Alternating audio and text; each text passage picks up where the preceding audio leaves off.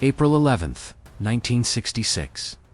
Deep in the jungles near Shakam, Mayan South Vietnam, the day began, with the kind of heavy silence that veterans later said felt worse than gunfire. A silence broken only by rotor blades and the wet crack of artillery tearing trees apart as mud, blood, and burning leaves filled the air. And on that day, Airman, First Class, William H. Pitts, a 19-year-old U.S. Air Force parascuman, trained as a combat medic, stepped off a hovering helicopter into a landing zone already turning into a slaughterhouse. Not because he was ordered to, but because wounded soldiers were screaming below, and the radio traffic was collapsing into panic. A choice that would later be argued over, minimized, misreported, and quietly buried under official summaries that never quite captured what really happened. Because the battle itself quickly became one of those engagements where numbers never matched memories and heroism blurred into horror. Pitsenbarger descended on a jungle penetrator cable straight into a ring of North Vietnamese Army troops who had encircled a U.S. Army infantry company, and within minutes, the landing zone was soaked with blood, body parts, and shredded packs as incoming fire ripped through medevac helicopters, forcing them to pull away, leaving him and dozens of wounded men trapped on the ground. And here is where the clean versions of war history start to crack, because reports later reduced the scene to intense fighting.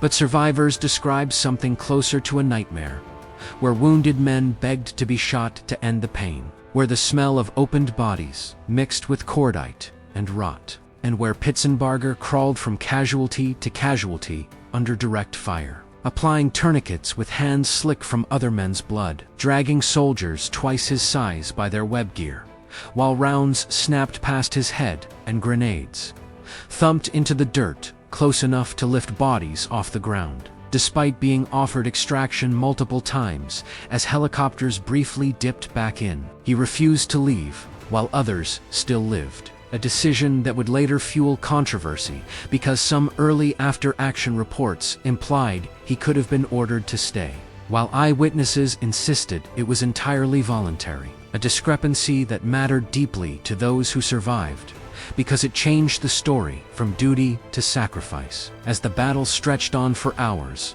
ammunition ran low and the perimeter collapsed inward, forcing the wounded into a shrinking pocket where screams echoed off the jungle walls. And when Pitsenbarger himself was hit, he waved off treatment, redistributed his remaining morphine, picked up a fallen soldier's rifle, and continued to fight. Not as a trained infantryman, but as a medic who understood that every second bought meant another man might live long enough to see nightfall. Later narratives often polished this moment into cinematic bravery, but those who were there remembered it as chaos and terror, with wounded men choking on blood, ants crawling into open wounds, and the constant fear that the enemy would overrun them and finish the job with bayonets. A fear not unfounded, given what was happening just beyond the smoke. Pitsenbarger was eventually killed by small arms fire while defending the wounded, his body found where he fell among the men he had been treating. And while he was initially awarded the Air Force Cross, the full scope of his actions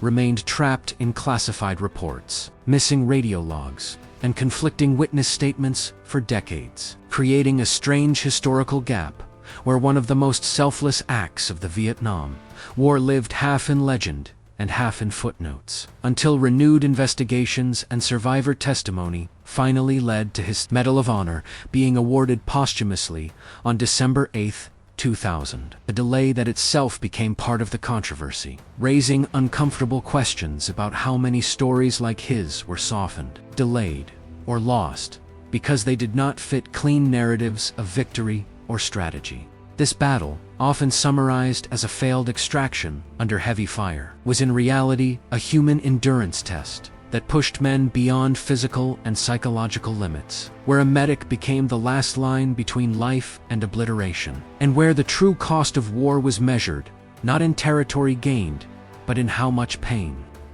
a person could witness and still choose to stay. A truth that makes the polished versions of famous battles feel incomplete at best and dishonest at worst. And as you picture that jungle clearing on April 11th, 1966, with wounded men whispering prayers, weapons jamming with mud, and a teenage medic standing his ground while helicopters vanished into smoke, ask yourself this, and drop your thoughts below. How many other clean war stories hide moments this dark, and how many heroes never had their real story told at all?